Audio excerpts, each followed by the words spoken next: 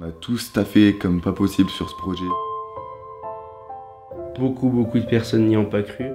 Tout ça s'est passé pendant la pandémie du coup. On n'avait plus de projet quand on est arrivé. Enfin, ça nous a marqué à vie. Ça a été dur de préparer tout ça. On a essayé de pousser le projet jusqu'au bout et on a réussi. Des moments inoubliables. C'est tellement l'aboutissement de tout ce qu'on a vécu ensemble et on savait qu'on allait vivre des trucs de malade. Enfin, personnellement, je pensais jamais faire ça de ma vie. Tant qu'on n'était pas arrivé dans le pays, il y a personne qui aurait pu se douter de ce qu'on allait vivre et des moments qu'on allait passer ensemble. Nous, on voulait le faire. Tout est possible, les gars. L'épidémie de coronavirus. Nous recommencerons à ouvrir avec elle.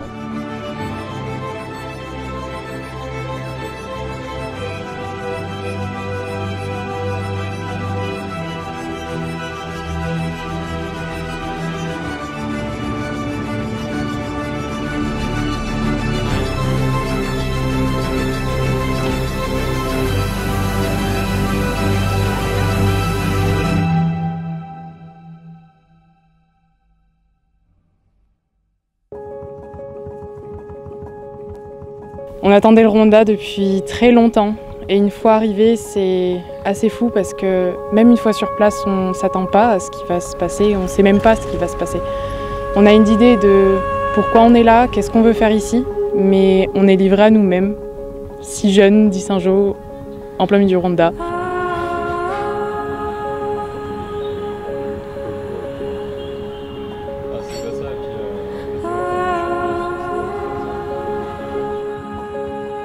Eux, c'est Henri et Alizé, deux services civiques français qui étaient en mission au Rwanda. Leur but, en fait, c'était de faire d'établir un lien entre les scouts locaux et nous.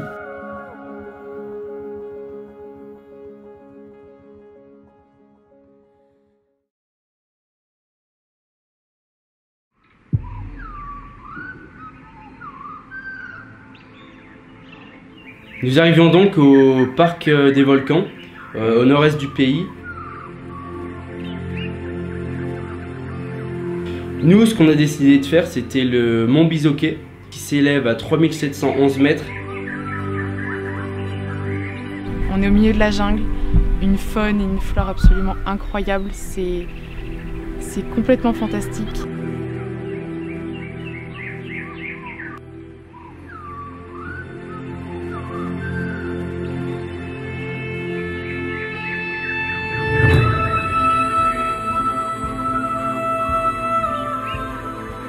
On était complètement immergés. Qui te sort complètement de ta zone de confort et qui te fait découvrir des choses dingues.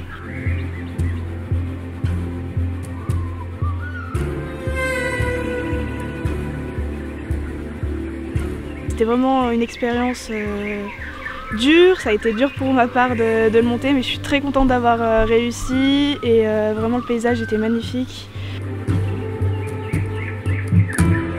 En haut du mont Bizoké, c'est à la fois congolais et rwandais. Du coup, on est monté à 7 personnes. Il faut rajouter un guide, 3 rangers, 6 ou 7 militaires qui montent avec toi armés. Ce qui nous met dans une ambiance assez spéciale.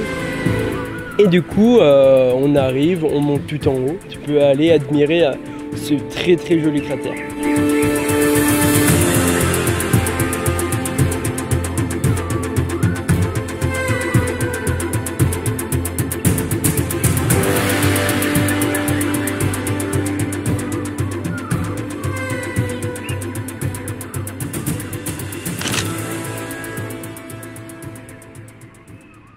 Et on a aussi eu la chance de rencontrer Théophile, un guide qui nous a montré toutes les pratiques locales qui étaient faites à ce camping, et notamment la brasserie et la bière leur propre bière de banane. La médecine des plantes, les plantes aborigènes.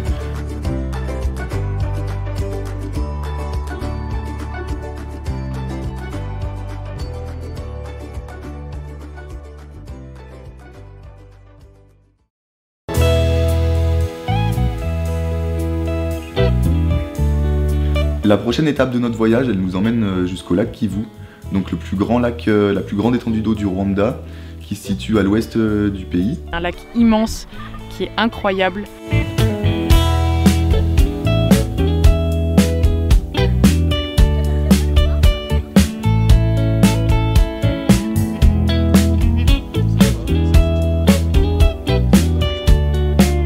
Et au bord de l'eau, c'est paradisiaque.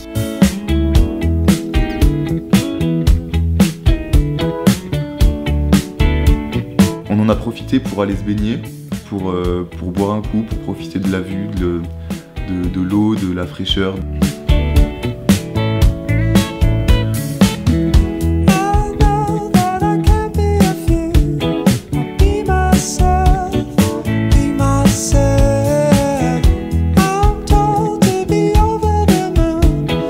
Un petit coin de paradis au bord du Rwanda.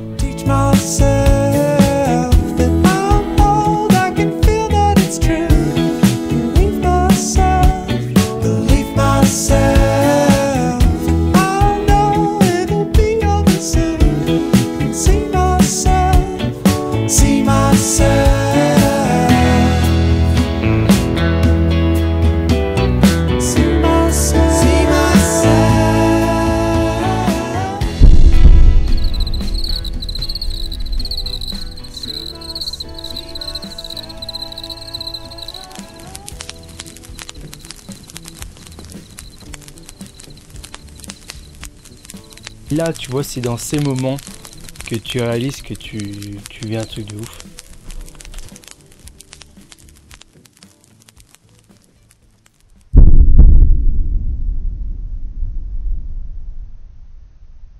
Qu'est-ce qui se passe, Julien, ce matin, 6 août?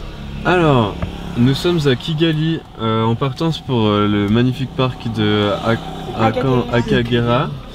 Et donc on a loué un gros gamos, t'as vu? Celui-ci. Celui-ci même. Et du coup je ne peux plus la redémarrer. Donc on est bloqué sur la route. Nous sommes bloqués au bord de la route. Du coup notre cher collègue qui nous a loué la voiture va venir nous aider a priori. Pour rentrer sur le parc, on doit faire des tests antigéniques. Et ce matin on arrive, on se pointe à 5h et quelques. Impossible de trouver des tests. On savait pas où c'était, du coup là on a fait 2 cliniques. On a enfin trouvé là-bas, Benji est en train de remplir les papiers. Et Inch'Allah ça va le faire, on a beaucoup de retard mais ça va le faire.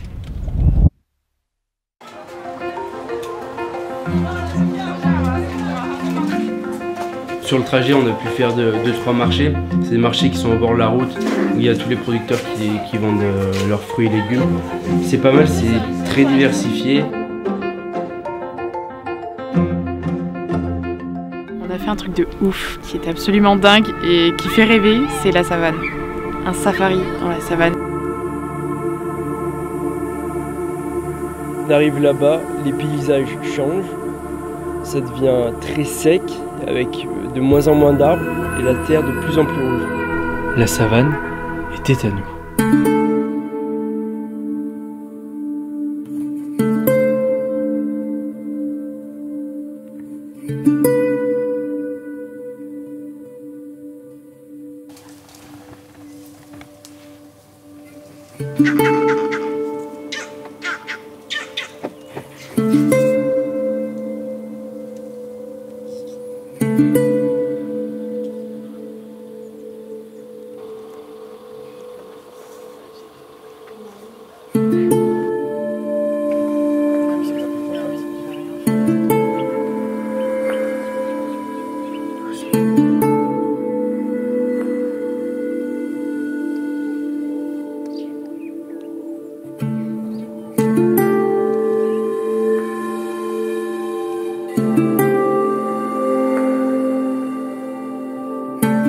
Vous avez votre 4x4, vous allez où vous voulez, quand vous voulez.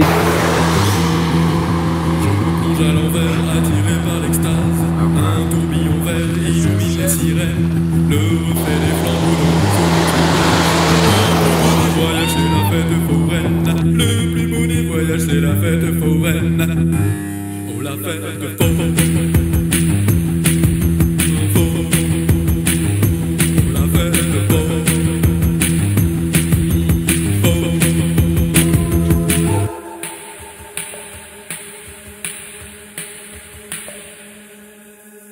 On est allé à Kimironko, c'est à Kigali, c'est un marché spécifique et il y a un endroit particulier dans ce marché où on peut choisir des tissus et faire nos créations de vêtements. Donc il y a plein de gens qui viennent nous proposer d'acheter leurs tissus, leurs créations et nous proposer aussi de faire nos vêtements. Donc moi j'ai pu faire une chemise, une robe et un petit haut et je suis vraiment contente parce que là-bas c'est vraiment dingue, tu as toutes les opportunités de création. Traçant un arc dans la nuit. On est dans un marché à Kigali, on a acheté des tissus et en fait on les fait coudre ici en direct live. Là je fais une chemise et un short. J'extirpe ma tête hors de nos. Là c'est en cours, j'attends le résultat, c'est bientôt. Je suis seul avec l'or de l'eau.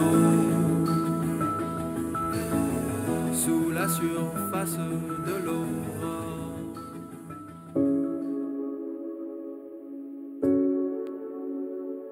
Le vrai projet commence. On est la fin de première semaine. On va déjà arriver dans la communauté dans laquelle on va rendre service. Je pense qu'on s'est tous pris une claque visuelle, une claque de façon de vivre et de percevoir les choses. Et donc on a pu découvrir vraiment toute la culture du village, c'est ça qui était super intéressant. Du coup le projet c'était de construire une cuisine.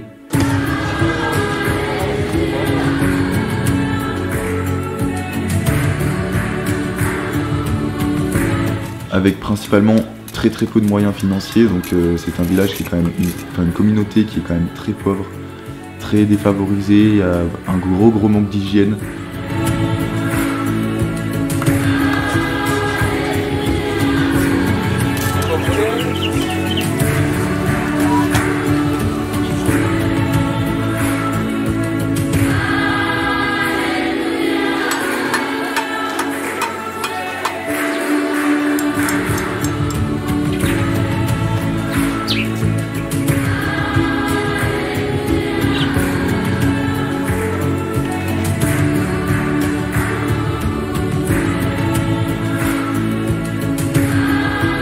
Et donc on a construit cette cuisine. On n'a pas pu la finir nous parce qu'on a fait seulement 2 semaines de projet.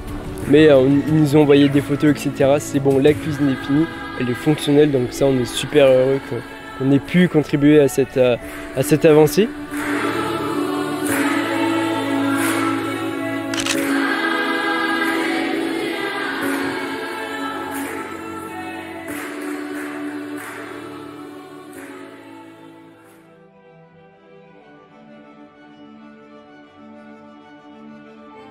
C'est plein de rencontres qu'on fait chaque jour.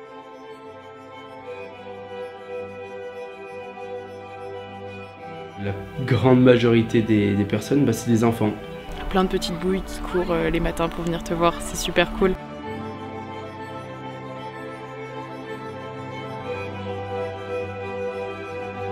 Il y a certaines images et certaines choses qu'on a vues là-bas qui resteront forcément gravées à vie.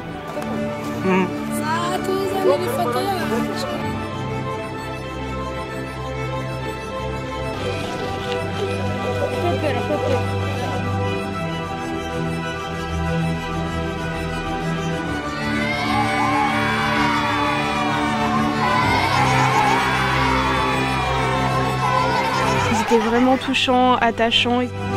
Et on consacrait autant de temps qu'on pouvait aux enfants pour leur proposer des jeux, des animations, en tout cas de quoi les divertir.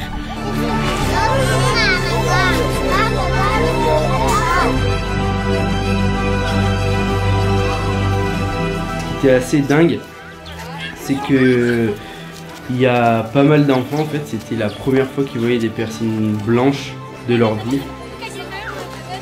Voir avec des poils sur les bras, coup de soleil, nos cheveux, etc. C'était une première pour eux et c'était assez incroyable et des moments assez forts.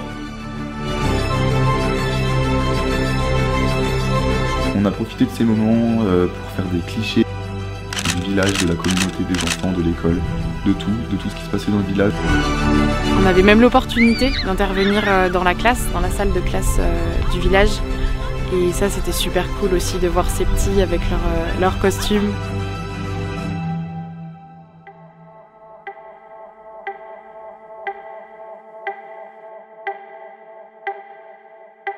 Je pense que pour nous 6, ça a été, ça nous a marqué à vie. Et on est marqué à vie, hein. On a tous de quoi s'en souvenir. Mais non, on a le tatouage, un tatouage chacun. Ça s'est fait comme ça. C'était pas logique, mais presque. Parce que c'est tous un moment qui nous aura marqué dans notre vie. Et ces petits tatouages, ils nous rappelleront tous ce qu'on a vécu. Et un projet qu'on n'oubliera pas.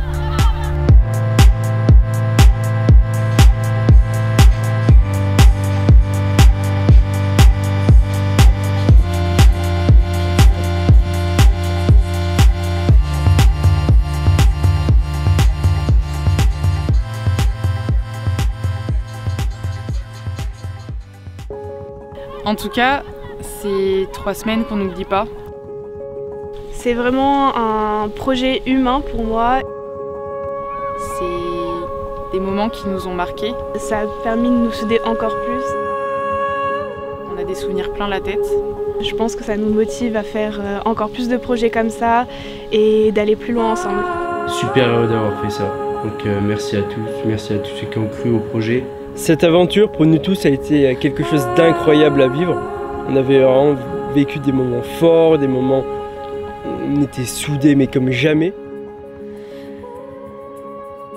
On a essayé de pousser le projet jusqu'au bout et on a réussi. Compagnon de mauvais jour, je vous souhaite une bonne nuit. Ouais, je m'en vais, l'enceinte a été mauvaise. Quand on joue du chien à poil dit, il faut ménager son archet. Alors je m'en vais, et je ne viens pas au concert pour entendre hurler à la mort. Et cette chanson de la fourrière nous a causé le plus grand tort. Compagnon de mauvais jour, je vous souhaite une bonne